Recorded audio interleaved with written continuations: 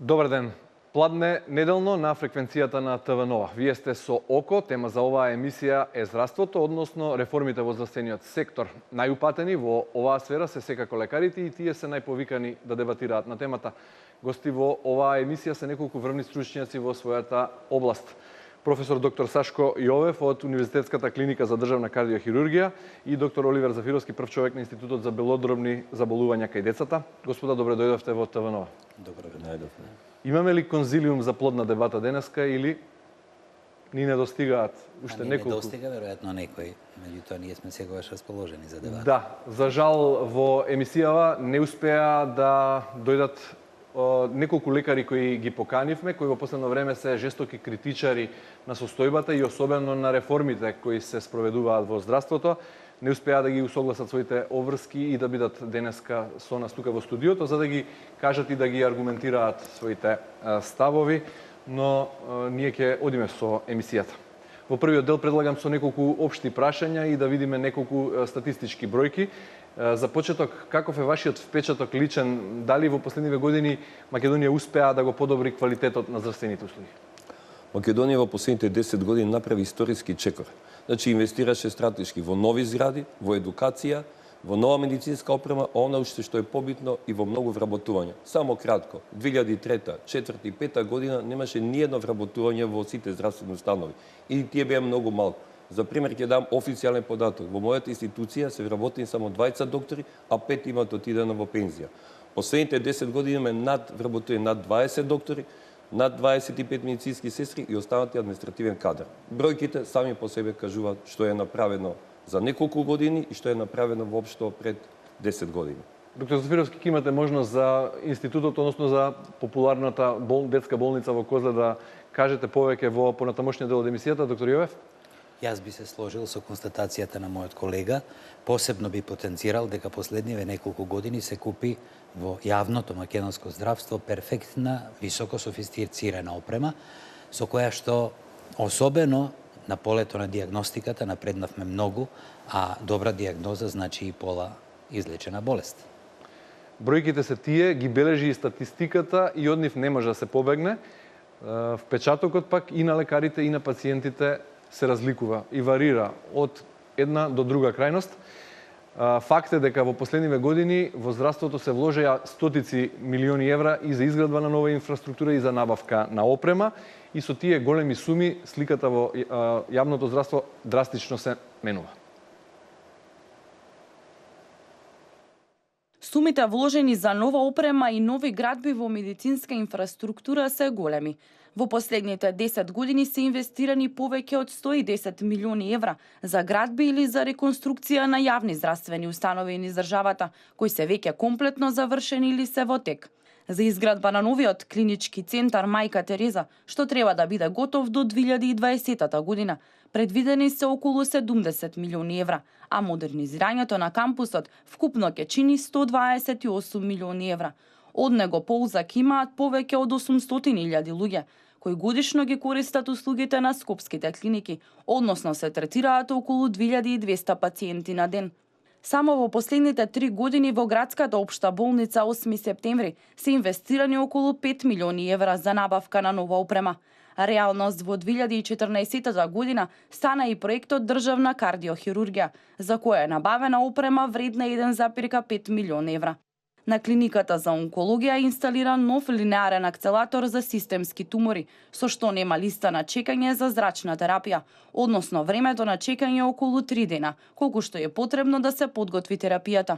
Во трите клинички болници во Битола, Штип и Тетово е инсталирана и пуштена во употреба најсовремена медицинска опрема, како што се апаратите за компјутеризирана томографија, за магнетна резонанса, ангиограф и дигитален мамограф.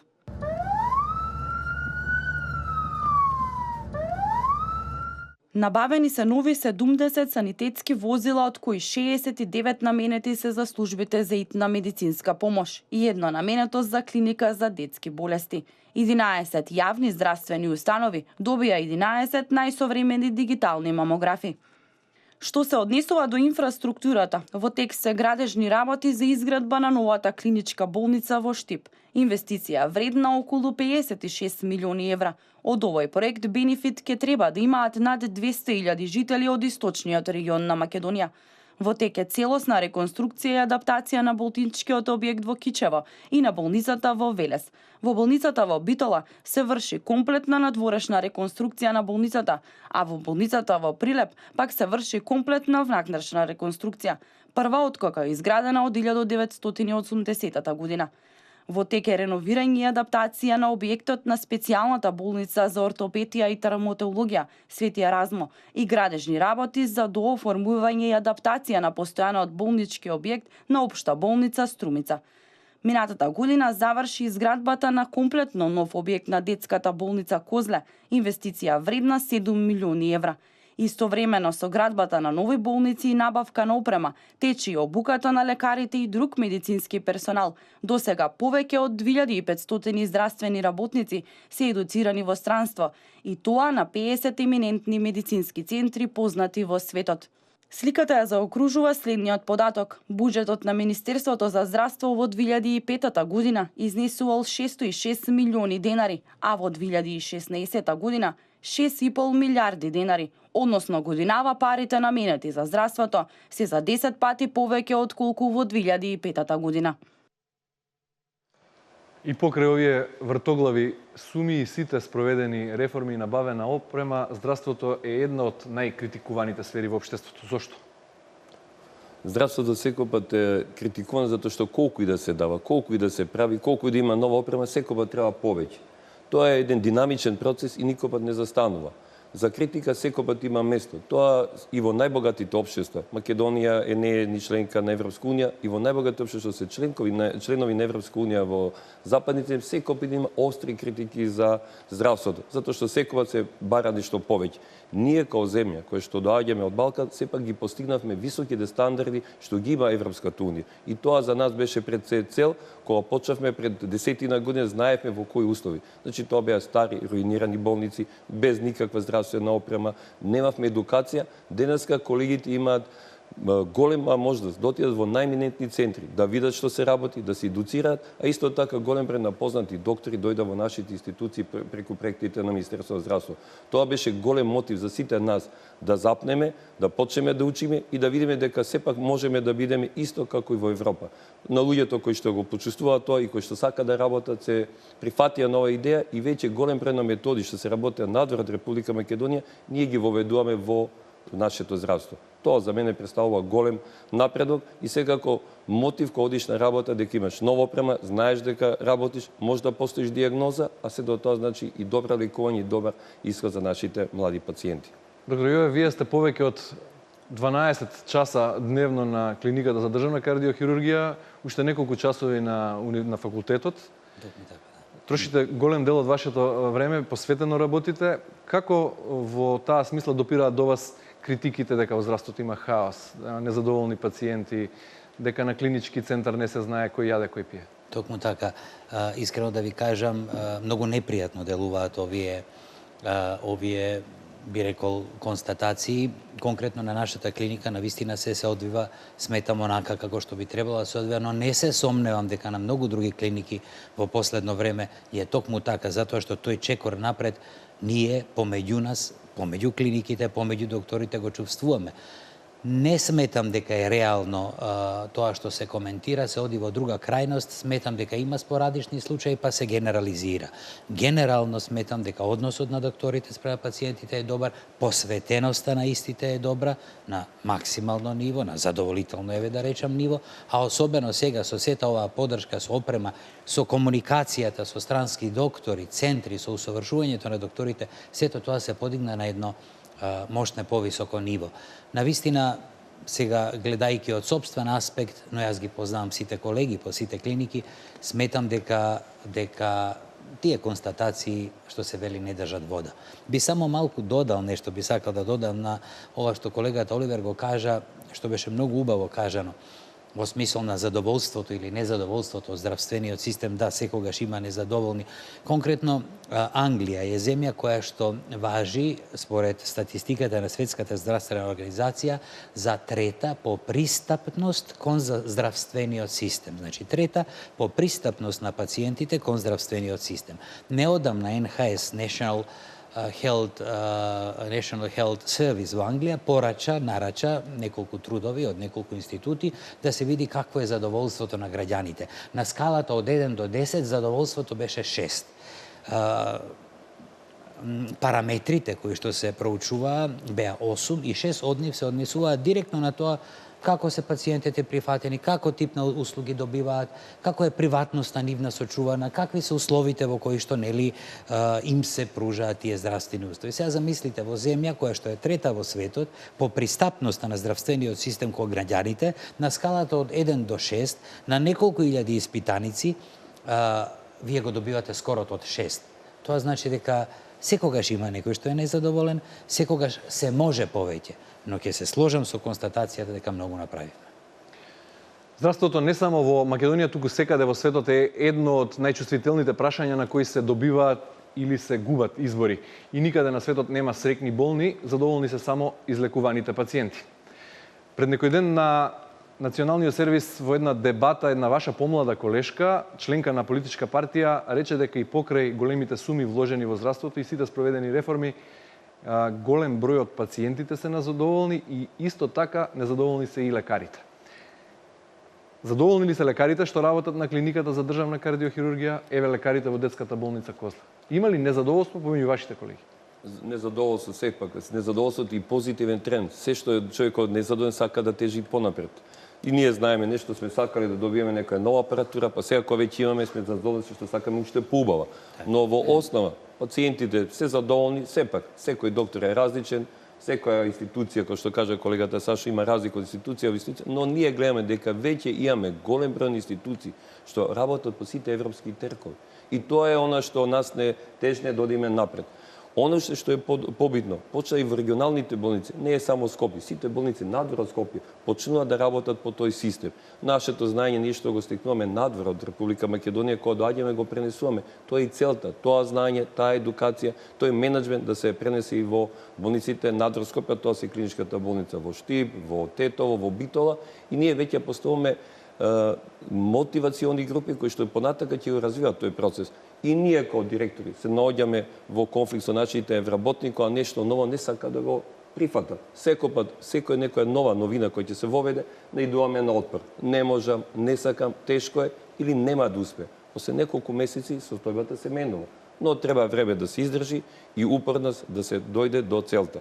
Тоа е еден дел кој што е битен можеби за менаџерите што водат институцијата, односно популарно кажано кај за директорот. Значи мора да бидат упорити, пошто нашиот народ, ако немаме упорност, тешко некако секогаш старите навики им се побитни и остануваат на она ниво кој што било порано. Но ние не смееме нити да застанеме на тоа, продолжуваме да понатака ги осовремениме како условите, така и едукацијата на докторите што ни е битно. Професор Јовев, каква е атмосферата во вашиот тим? Со сигурност можам да кажам најпрвин за пациентите дека се сосема задоволни, дека добиваат услуга брза, квалитетна и на многу високо ниво. Во тимот има добро расположение пред се заради тоа што е главно млад тим, заради тоа што имаше шанси да се едуцира надвор, да комуницира со врвни светски имиња од надвор кои што беа на нашата клиника, со кои што имавме комуникација и на крајот ние работиме, таква ни беше првичната идеја и тоа добро го направивме, нели? Се поврзавме со универзитетската клиника Тримли во Цирих. Те имаат алгоритми на работа. Алгоритми на работа во смисол на стручна работа, во смисол на однесување во клиниката и однесување со пациентите.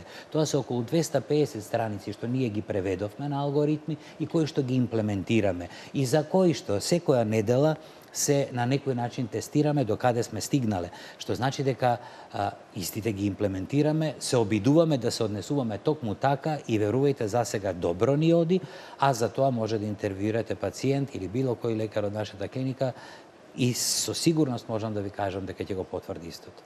Да.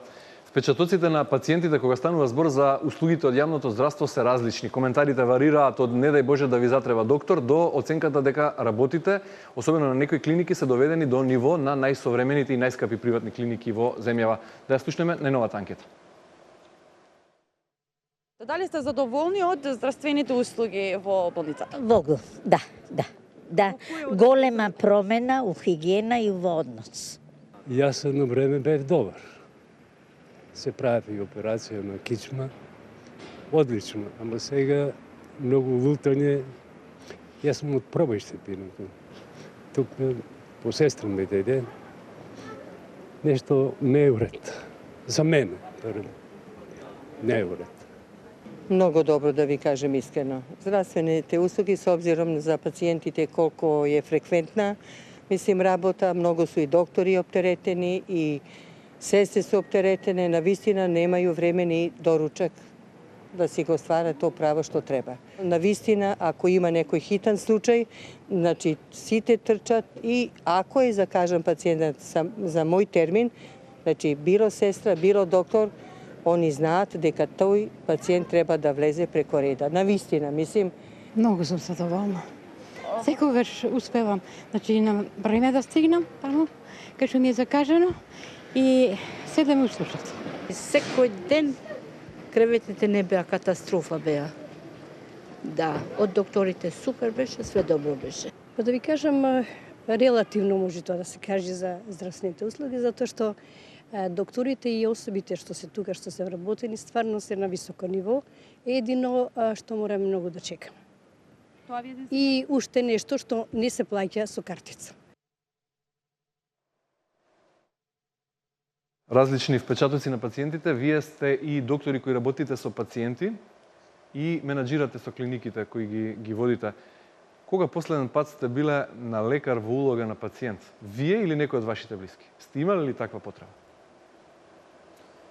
Јас до сега не сум имал потреба од за себе, но за мои блиски сум бил сепак, пак ќе кажам, значи варира од клиника до клиника, но има веќе клиники кои што работат сасвим солидно, си работат, нема турканици, со доаѓање на мој термин, мислам да се направи на голема работа, што пациентот точно знае кој ден во неделата, точно во кој термин ќе дојде и нема она чекање као порано, се знае, се одеше на доктор рано наутро и одеднаш пред амбулантата имате 10-15 пациенти, сега секој знае од 8:30 кога е негов термин. На половина час по еден пациент, сега доаѓат и во 12 и во 1 часот, знаат дека ќе бидат примени, ќе се завршат сите испитувања и тоа секако задоволство сега е поголемо.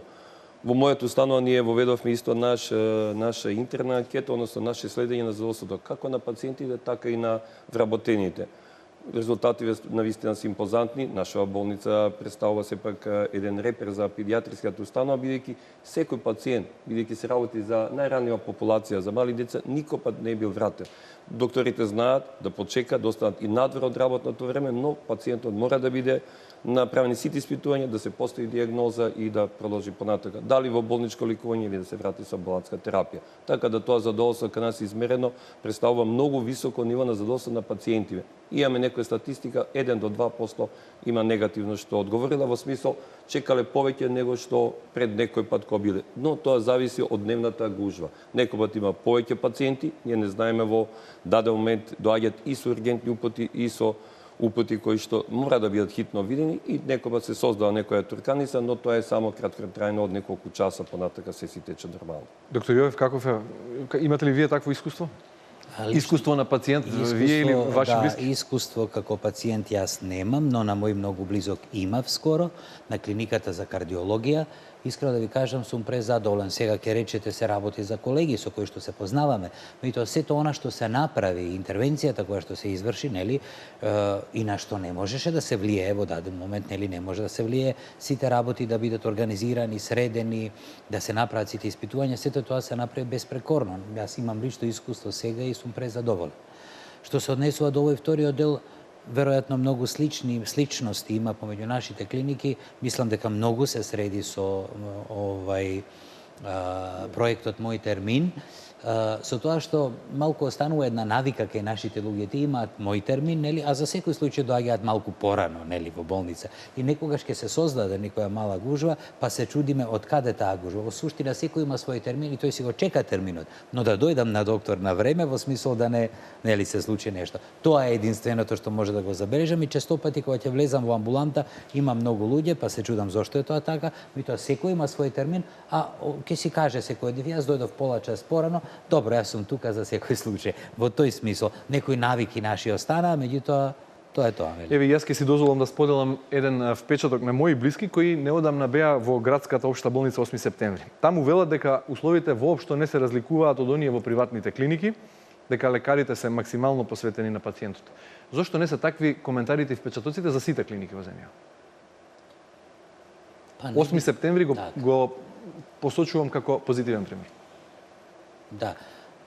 Де факто има неколку позитивни примери. 8 септември, еве Институтот за белодробни заболувања, нашава клиника, во последно време доста се посвети внимание на тие клиники, нели, во смисол на опрема, не во секој случај не беа занемарени останатите клиники, може би се доби еден инпут, еден ентузијазам кај лекарите, може би затоа што се сменија и генерации, па помладиве се со малку поголем ентузијазам. Мислам дека се тоа субјективни работи во суштина не сметам дека не би можело да биде на останатите клиники така, може би се работи за спорадични незадоволства, спорадично различни карактери и така натаму. Меѓутоа, не сметам дека е така ни оддалеку лоша ситуацијата, како што нели има и спорадични изјави. Неколкуте клиники може би се често апострофирани токму заради тоа што на некој начин не намерно, туку затоа што во моментов требаше, во моментов таков проект излезе на површина, па добија некој ветар во грб, значи некој на некој начин некој пуш, што се вели, некоја помош од една страна, од друга страна се смени и колективот, се подмлади доста, па тоа е голема причина да тие малку изгледаат, нели, и по-онака полетни. Но не верувам дека, ни оддалеку не верувам дека е таква ситуацијата кај останатите во негативен смисол, нели, како што има некои изјави. Болницата Козле е сосема нова и веројатно и таму работите се средени. Прашањето е зошто не се однесуваат позитивните коментари за сите клиники што се во сопственост на државата? Секако има разлика, ова што каже колегата Сашо, значи од клиника до клиника се променија генерации. Значи ние имавме дојда млади генерации кои што секако се едуцираа кај нас во Институт Козле, над 60% од докторите помина едукација од 1 до 3 месеци во водечки центри во Европа. Секако ги прифатија и виде дека тие навики се во интерес како на нив, така и за пациентите. Голем број на доктори кои знаат кои пациенти ќе им дојдат на мој термин, го подготвуваат и самото нивно претходна историја, знаат за како пациенти дојдат и побрзо се вршат работиве. Знае што треба да му направи, знае кои потребни се испитувања и не губат време, затоа негде идат работите побрзо, некаде одат поспора, но генерално секако е смената стикава во целокупното здравство. Секако има уште многу повеќе да се работи во болниците надвор од Скопје, но и тоа се зависи пак од менеджментот кој што мора да свати дека мора сериозно да работи со своите вработени. Колку време на ден работите вие? 12 часа минимум. Една од тезите со кои се критикуваат инвестициите во здравството е дека попусто модерна и скапа опрема кога нема кој да работи со неа. Има ли реално дефицит на бели мантили во Македонија? Јас лично сметам дека нема реално дефицит на бели мантили во Македонија, дека има дефицит на одредени специјалности на кои што треба да се обрне внимание. Постојат одредени атрактивни специјалности кои што беа барани во Европа и токму затоа изгубивме некои од тие луѓе. Значи, не сметам дека има дефицит, точно е дека има голем одлив, нели, посебно во Германија, средноевропските земји. Меѓутоа, пазите, има одлив и од западни во западни земји. Од Германија, точно е тоа дека не е многу атрактивно во последно време да се студира медицина во Германија, затоа што е, нели, целиот процес на усовршување и на стекнување знаење и на доаѓање на своето многу долг. Меѓутоа, германските доктори обично одат во Норвешка, Швајцарија и евентуално Америка, таму каде што се, и евентуално Англија, таму каде што се доста подобро платени, па се заменуваат со голем број на доктори порано од источноевропските земји и Балканот, сега од арапските земји и така натаму. Значи, тоа е еден општ тренд. Значи, не само кај нас, сите западни земји се жалат дека има недостаток на број на доктори пер капита. Јас ви спомнав пред малку дека во цела Европа се движи според статистиката на Светската здравствена организација некаде од 2,5 до 3,2, со еве некаде средина 2,8, повторно ќе ја спомнам Велика Британија, кои што постојано се жалат дека тие воопшто немаат доктори, дури многу своји критериуми намалија во последниве години само за да има на некој начин инпут на доктори. Значи, сакам да кажам, општ тренд е на недостаток на доктори и во западните земји, да не зборувам во се уште неразвиениот свет. Кај нас не сметам дека тој, точно е дека постои тренд на иселување на млади луѓе, но тоа го разбирам како еден модерен момент на луѓе кои што се едуцирани, знаат јазици, шетаат, одат, после 10 години може ќе се вратат повторно тука и така натаму. И тоа што сигурно знаме дека само одредени субспецијалности фалат на кои што би требало да се обрне посебно внимание. Кога станува збор за лекарскиве миграции, каква е состојбата во Соединетите Американски држави? Бидејќи најмоćната држава во светот, Америка, одвојува најмногу пари за здравство. Прочитав еден податок, а дури 25% од населението во Америка нема пристап до здравствена заштита во јавните клиники. Тој податок е податок од Светска здравствена организација од 2000-та, 2001 до 2002 година, каде што они одвојуваа пер капита најмногу од една страна, од друга страна беа на 37-мо место по така наречениот World Health rank систем, нели, некој систем на вреднување на целиот здравствен систем, нели, на Светската здравствена организација. Ситуацијата е изменета во кој смисол? Пер капита најмногу во Швајцарија даваат, потоа Франција, Германија, Норвешка, Јапан е на 13-то место, а на овој World Health Ranking систем е прва Франција последниве неколку години. Америка е се уште на далеку позади нив и се уште го држи некаде, значи, по сите тие параметри, 37-то место веќе 10 години наназад, иако знаеме дека главно технологијата и науката доаѓа од таму, која што веројатно за 2 дена веќе се прати во Европа. Значи, постојат податоци за колку пари се одвојуваат пер капита, нели? Најголем дел одвојува Швајцарија, Франција, Норвешка во моментов. И пошто се евалуира вредноста на еден здравствен систем, се повеќе параметри, главно 3 параметри, и затоа веројатно таа се наоѓа на тоа место. Значи, прво е life expectancy, второ е како се вели financial funding, значи колку се инвестира, и трето е она што се однесува на условите, на услугата добиена, на достапноста на health системот и така натаму. Значи, повеќе параметри се, нели, кои што се во игра. Но не значи дека најбогатата земја има и најдобар систем, иако најбогатата земја има најдобра технологија и наука, се уште се лидери во медицинскиот научен свет. Да, во смисла на оваа критика додека сме на оваа тема и во Македонија, иако реално велите има одлив на лекари, одредени специјалности недостигаат, има и спротивни примери, односно доктори кои се едуцирале надвор. Еве, например, во продолжение ќе го видиме примерот на доктор Светлана Темелковска, која стекнала врвни знаења во Шведска, а потоа се вратила да ги применува овде дома во Македонија. Освен тоа, бележиме пример во продолжение и на врвни лекари кои од приватното здравство се враќаат на работа во јавните болници. Во период кога една од критиките на здравството е заменувањето на докторите на работа во странство. Вие сте сосема спротивен пример. Зошто одлучивте да бидете лекар во Македонија? Мислам дека кога ќе имате се што планирате да имате, семејство, треба да допринесете нешто, треба да правите нешто, да смените нешто. Не сакам да биде само на збор, не сакам да бидам јас една од тие што само кажува како треба, јас сакам да имам дел од тие што ќе направи тоа што мисли дека треба. Затоа велам, кога некој ме праша зошто живееш тука, не во Шведска, затоа што прво една е татковина, нели? Сонцето е прекрасно тука, тоа е дел од приказната. Најбитниот дел од мојата лична приказна е што сакам да го работам тоа што го учев во една таква развиена земја како Шведска. Сакам да тука нешто направам, а не само да збориме. Има ли проблем во здравствениот систем во Шведска, иако знаеме сите дека е една од најразвиените земји во светот? Да, Шведска е социјална земја. Дали има проблем? Треба ги слушнете швеѓаните. Треба некогаш да се направи интервју со шведскиот пациент. Знаете какви проблеми имаат они? Многу поразлични од нашите. Неблагодарно да се спореди на здравствен систем, како што е македонскиот и шведскиот. има многу добри и многу лоши работи и таму и тука. Јас можам само пример да кажем. Нашиот пациент, македонскиот пациент, многу полесно и побрзо може да стигне до терцијално здравство. Во Шведска чекате многу долги месеци да стигнете до компјутер и магнет, чекате многу недели да добиете резултат.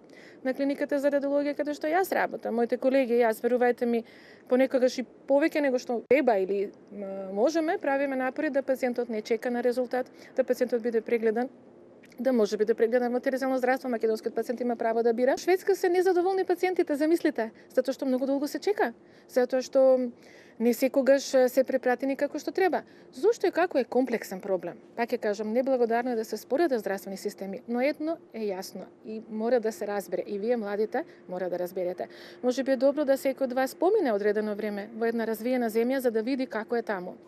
Ако би направиле една паралела за македонските лекари работата денес и пред неколку години, што би кажале? Да, тоа веќе е нешто што апсолутно може да се направи реална паралела. Јас лично пак ќе кажам за мојот дел што јас го работам. Јас сум радиолог, работам на клиника за радиологија. Од пред година и пол сум и координатор за програмата, националната програма рана детекција на рак на дојка. Зошто токму тоа? Пред година и пол јас не знаев никого во Министерството за здравство, јас сум и постара генерација. Доставив еден мој предлог, еден мини проект, како треба и што треба да работиме во однос на ракот на дојка. Ракот на дојка е најчесто малигно заболување.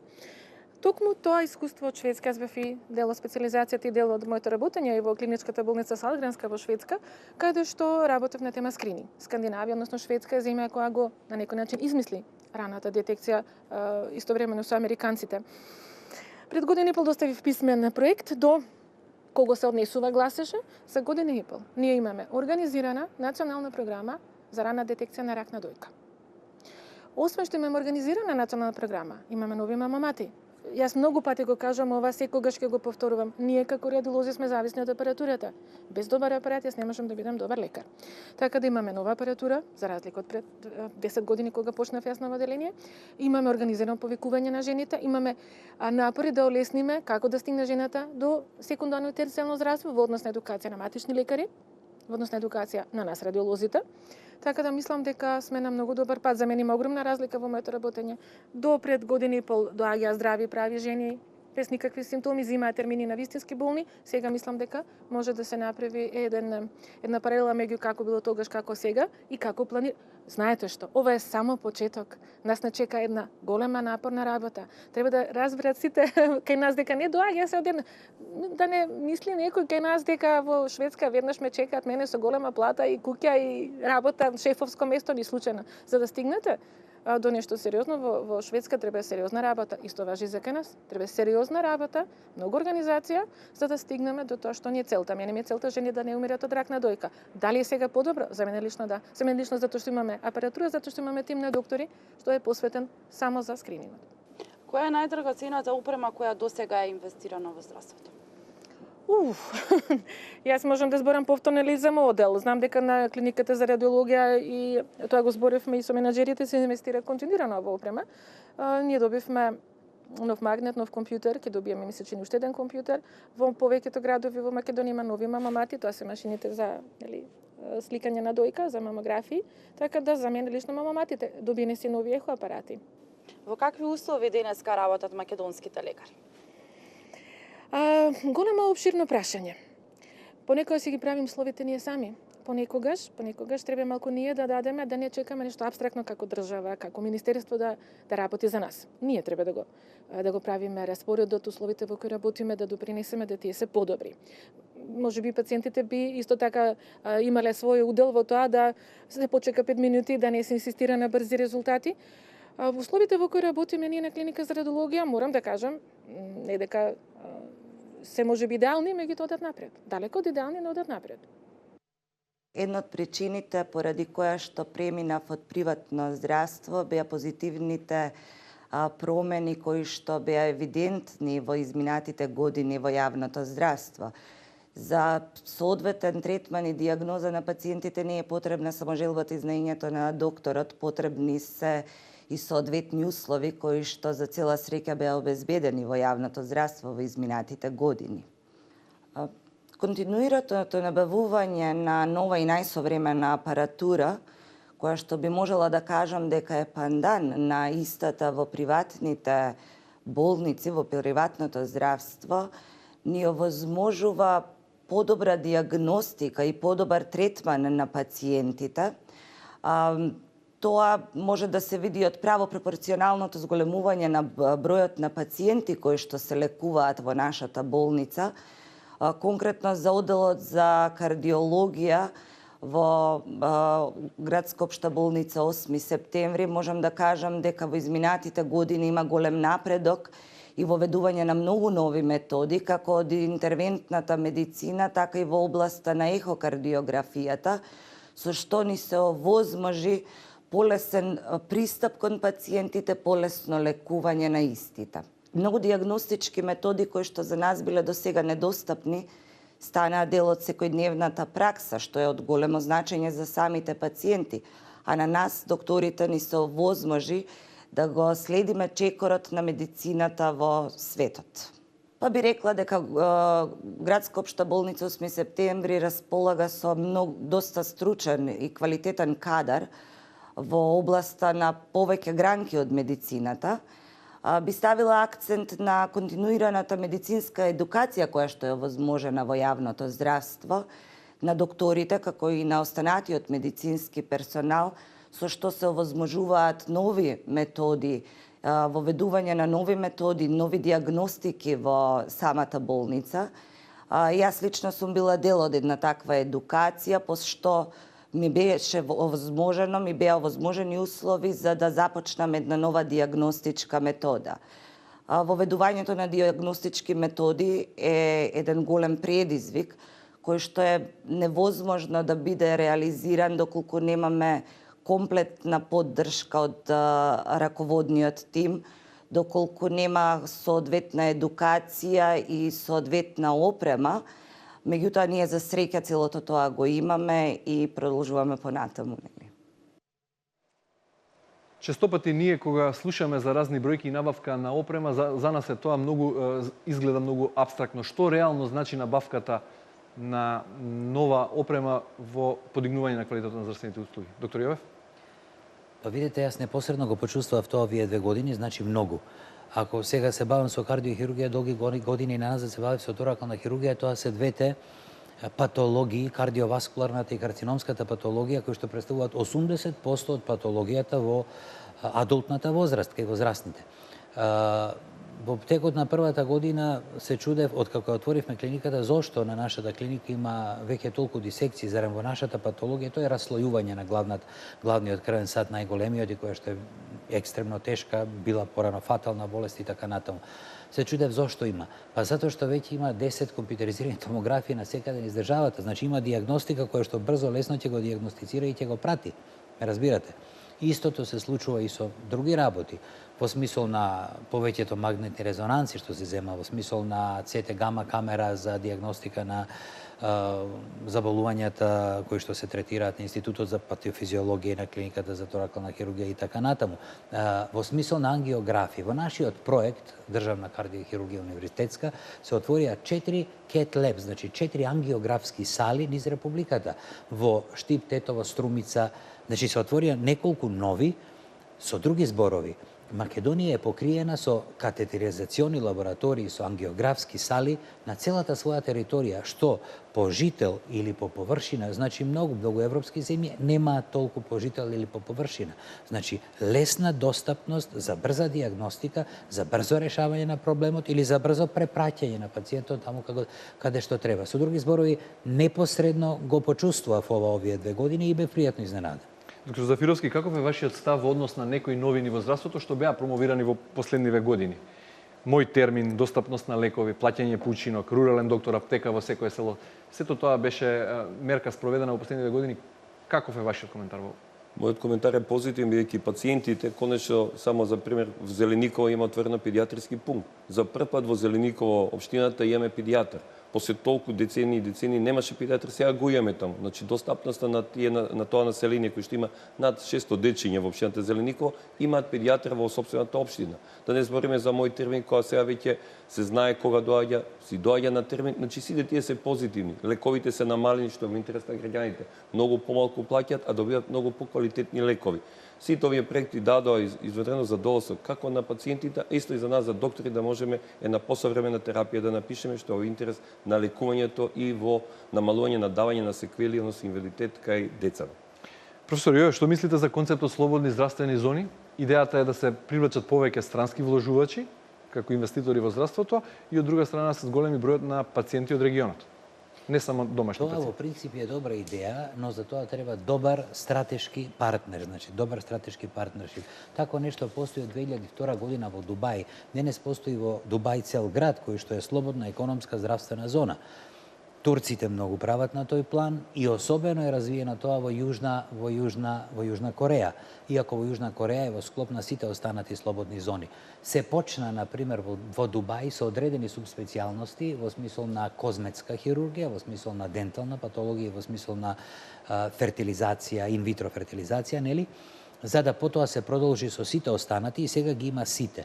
Значи има концепт да се влезе со, не дај Боже, карциномска болест, да се диагностицира, да се излезе преку диагностика, хирургија, зрачна терапија, рехабилитација и се. Целосен третман. Целосен третман. Што беше друго интересно, тоа оди едно со друго. Оди со инвестицијата, оди со слободни такси заради инвестицијата, оди со веројатно поевтина услуга, но постојат две работи. Прво, некои од големите земји, особено Соединетите Американски држави, нели, во својот концепт на здравствено осигурување немаат се. И она што треба да се добие во смисол на некоја специфична услуга е екстремно скапа. Тие го користат ова, од една страна, нели. Од друга страна, тие центри треба да се ориентирани, например, теоретски така е и во Дубај, кон медицинска услуга, воведување на нова модерна опрема, ресерч и едукација. И се ориентирани локално, регионално и глобално. Идејата е мощна и добра, но треба добар стратешки партнер за тако нешто. Доктор Зафировски, што мислите за предлогот на опозицијата за укинување на партиципацијата, односно за промоција на така нареченото бесплатно болничко лекување? Може ли државата да издржи таков товар? За тоа треба детална анализа финансиска, да не биде као 2006 кога ги зголемивме платите неколку месеци пред избори, а после тоа дојдоа сите здравствени организации задолжени. Значи мора да се направи добра фискална пресметка, односно дали можеме ние тоа да го издржиме, кој што во здравството знаеме дека Македонија има најмал број на осигуреници и најмал буџет од сите земји во околинава. Не е само да се ветува нешто без да се има концепт како ќе се направи тоа. Да одиме со неколку конкретни прашања за клиниките во Козле и за клиниката за државна кардиохирургија. Старите бараки од Козле заминаа во историјата. Какви се сега реакциите на родителите на децата кои ги третирате таму? Една од придобивките е дека родител, најчесто мајката, може да остане хоспитализирана со своето дете. Порано не беше таков случај или пак немаше место за сите кои имаат таква потреба. Новата клиника, значи, има колку деца, толку мајки станат. Порано останува само половина од мајките, тоа беше навистина травма за малите дечиња да остане без својот родител. Сега сите соби се двокреветни, еднокреветни, имаат интернет врска, телевизија, во секој момент имаат наша собствена кујна кој што може да нарачат и екстра јадење по нивна желба. Имаме диететичар кој што поминува да праша дали некој дете има алергија, што може да му се спреми за оброк, и навистина задоволството е големо. Дури голем број на пациенти не може да веруваат дека имаме ваква клиника во Македонија. Сите тие предности конечно ги допревме кај до децата, бидејќи тоа е секако популација кој што многу значи да мајката и детето бидат заедно, да имаме точна диагноза, а по лекувањето да продолжат лекување надвор. Лекарите и останатиот персонал поминаа обуки во странство, можат ли да одговорат на сите предизвици? Лекарите не само што може да одговорат на сите предизвици, нашата голема доблест и односно убавина што голем број овие патувања, едукации, контакт со колеги во нашата болница направи да видиме колку ние сме добри, колку се добри толку нели префалените докторите што доаѓаат надвор од Република Македонија. Кога работиме со нив, гледаме дека тие немаат нешто што се толку подобро, може би да имаат надвор од Република Македонија некоја понова опрема, но во однос на поставување на диагноза, во однос на лекувањето, тука сме. Се е тоа достапно и што е во интерес на нашите пациенти. Доктор Јове, вие пред да се вратите и да се нафатите на предизвикот да раководите со клиниката за државна кардиохирургија, долги години работевте во странство, Швајцарија, Германија, некои други земји. Зошто се одлучивте да се вратите во Македонија? Па, видете, почувствував дека ова е проект кој што ќе се реализира, почувствував дека ќе се реализира онака како што треба. Јас живеев со овој проект за време на целата транзиција што се вели од 90-та година наваму. Ова е проект за кои што имаше многу обиди со многу влади и луѓе да се направи од почетокот на 90-тите, средината, почетокот на 21-виот век, да не зборувам во 80-тите доцни години. Се отвори пред 2 години, 2014 година, онака како што го замислувавме, нели, со оној концепт како што го замислувавме, и на вистина досега можам да кажам дека ова е една успешна приказна. Значи, со други зборови, почувствував дека ќе се реализира проектот за кој што со години се борев и почувствував дека ќе се реализира по европски терк. Доктор Зафировски, во Козле, освен болничкиот дел, функционираат и неколку амбуланти. Какви се прегледи се вршат на децата? Значи, болница Козле, популарно кажам, со Денски институт по биотерапија за болника децата Козле, е мал клинички центар. Значи, ние имаме наша комплетна микробиологија, наша биохемија, бронхоскопија, алерготестови, спирометрија, буквално кои ќе дојдат амбулантски, може да ги направат сите испитувања за помалку од 2 часа. Да не збориме за рентген, за ехо, комплетно мал клинички центар со се што му треба на дето. Задоволството е големо, за неколку часа сите испитувања ги има и заминуваат дома. Ке си дозволам уште еден личен впечаток. Имам другар кој на државната кардиохирургија беше сместен, а потоа и опериран со диагноза артериска стеноза. Мислам дека ја погодив диагнозата, доктор Јовев? Аортна. Така бе, аортна стеноза. Аортна валва, да. Тој е многу задоволен од посветеноста на тимот и од условите на државната кардиохирургија, вели дека наликува на хотел. Што и не достига на државната кардиохирургија? Да. Бевте извинета мета на критика. Го поканивме лично и лекарот кој во текот на летото на пресконференција обвини дека на државната кардиохирургија не се прават операции, односно се прават операции само на проширени вени. Да. Можете ли нешто да ни кажете Да. што е тоа што и не достига на државната кардиохирургија и какви се операции и пациенти колку се третираат? Апсолутно. Таа изјава беше многу смешна, паушално дадена и веројатно затоа и колегата не се појави сега тука. Значи, државната кардиохирургија за неполни 2 години има изоперирано повеќе од 470 операции. И тоа, првите 6-7 месеци работевме спорадично во старата зграда само за да проработи локомотивата. Работиме во новата прекрасна клиника, комплетно опремена, 14 месеци. Замислете, направивме 470 операции, од кои што се 370 кардиохируршки, а 100 се големи васкуларни операции. Што значи големи васкуларни? Лакот на аортата и десцентна аорта, патологија не покриена досега и ретко покриена досега.